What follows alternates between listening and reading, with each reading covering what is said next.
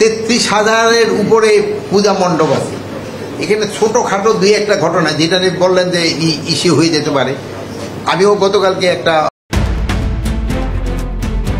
আসন্ন দুর্গাপূজার পরিস্থিতি নিয়ে পাশের দেশ মিথ্যাচার করছে দাবি করে স্বরাষ্ট্র উপদেষ্টা জাহাঙ্গীর আলম চৌধুরী বলেছেন, এখনও দুর্গাপূজার আনুষ্ঠানিকতা শুরু হয়নি। ঢাকাসহ দেশের প্রতিটি পূজা মণ্ডপে কাজ চলছে।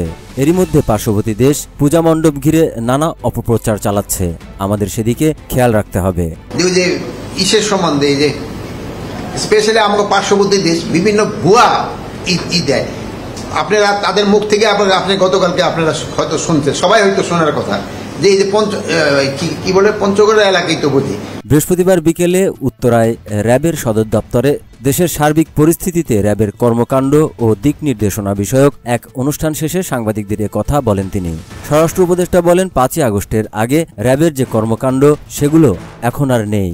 এখন র্যাবের কর্মকাণ্ড নিয়ে সবাই প্রশংসা করে। এখন তারা খুবই ভালোভাবে কাজ করে যাচ্ছে। আপনি জানেন যে 5ই জুলাইয়ের আগের যে র্যাবের যে কর্মকাণ্ড ওটা কিন্তু এখন আর নাই। এখন কিন্তু র্যাবের কর্মকাণ্ড সবাই কিন্তু র্যাবের কর্মকাণ্ড প্রশংসা করে। তাদের পারফরমেন্স অনেক ভালো। অপরাধ নিয়ন্ত্রণ, মাদক ও অস্ত্র উদ্ধার সহ বর্তমানে তারা অনেক ভালো কাজ করছেন। আরেক প্রশ্নে উপদেষ্টা বলেন, আমাদের দেশে 33,000-এর বেশি পূজা মণ্ডপ রয়েছে।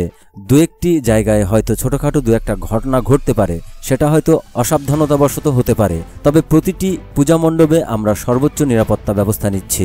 দ্রুত সময়ের মধ্যে আনসার সদস্যদের নিয়োগ দেওয়া হবে। গত 17ই সেপ্টেম্বর বুধবার পঞ্চগড়ের একটি ঘটনা নিয়ে পার্শ্ববর্তী দেশ অপপ্রচার চালাচ্ছে। তারা মিথ্যা সংবাদ প্রচার করছে। ফলে এসব মিথ্যা সংবাদের বিপরীতে আপনাদের পাল্টা সত্য সংবাদ প্রচার করতে হবে। একই সঙ্গে পূজা মণ্ডপ কমিটিকেও সতর্ক থাকতে হবে।